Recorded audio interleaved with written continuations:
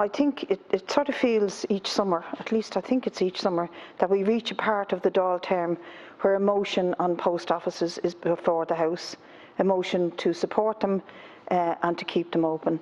It's been a regular feature of the Dáil since I've come here.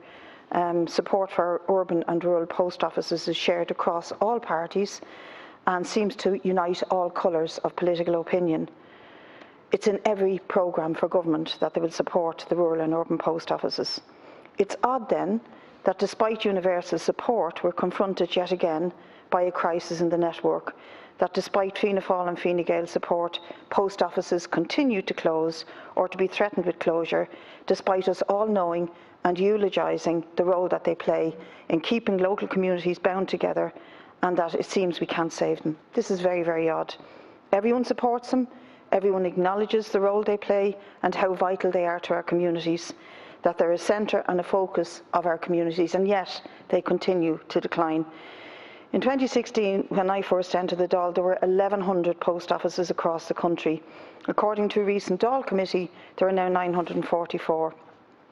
In a previous Dáil motion, and there have been many, all passed as far as I can remember, there were campaigns in County Sligo, County Kerry, West Limerick, parts of Dublin like Rialto to keep post offices open. And those local campaigners have been fighting over the years to keep them, with many large campaigns, because people understand the practical and social importance of the post office. Only last week, the post office in one of the oldest villages in Dublin closed down. Chapel Lizard Post Office services a community that has a large ageing population, but also, hopefully within the next year, will have a new community in social housing that is to be built nearby. This makes no sense at all.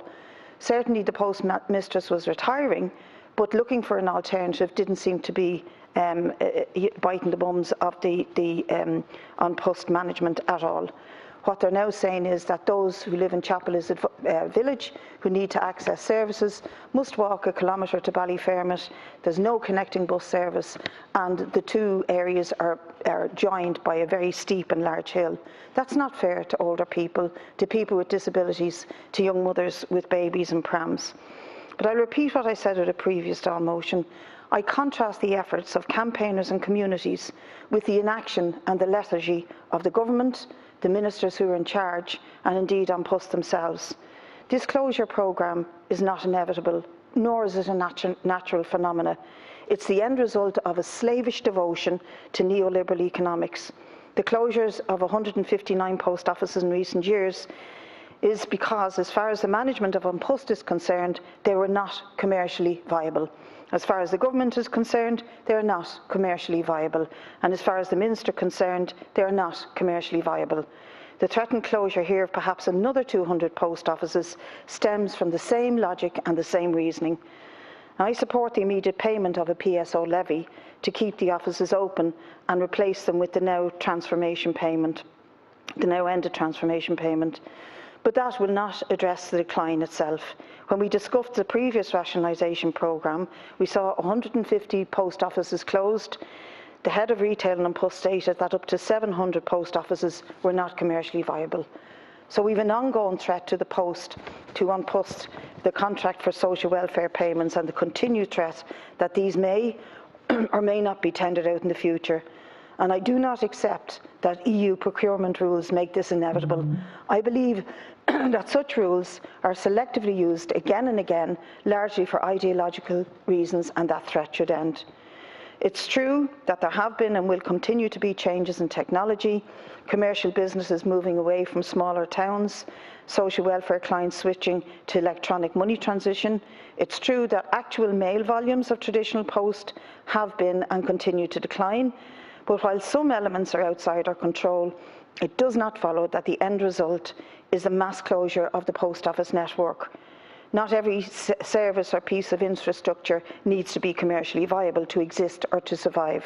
We don't demand that our primary or our secondary schools are commercially viable, or that health services are commercially viable, and we choose what services and elements of our social and economic life we want to retain and nurture, regardless of commercial viability. If we believe it's important enough, and those of us across the House here do believe it's important enough, then we should save it. So we support this motion, as we did all previous motions, and we'll continue to support the demand for a PSO levy by the state to keep these offices open. But I'd support a longer and wider aim of keeping and extending the network and see them as hubs for local life in both rural and urban areas, not simply judged on their commercial viability. It's worth noting some of the statements from the Post Office Union and revisiting some of the reports, and many of them have been produced over the years.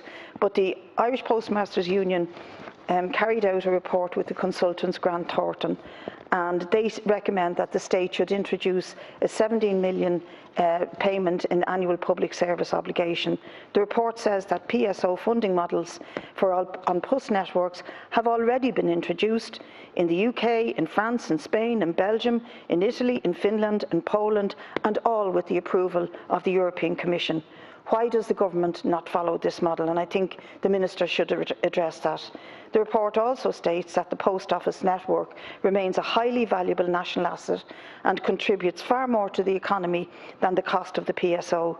To calculate the social value of the post office network, there's an annual social value of the post office network is about 334 to 776 million. 28% of the population, not insignificant, 1.3 million people, continue to use the post office every week, including the distribution of 4.6 billion of social welfare payments. So it makes absolutely no sense to us or to anyone across this House that this closure, this rundown of an essential public service, which is what it after all is continuing to decline. On-post financial supports are unsustainable anything but the short term. Establishing alternative funding options to maintain a sustainable future for the post office networks and for the postmasters is now essential. So we support both the motion and the amendment from Sinn Féin.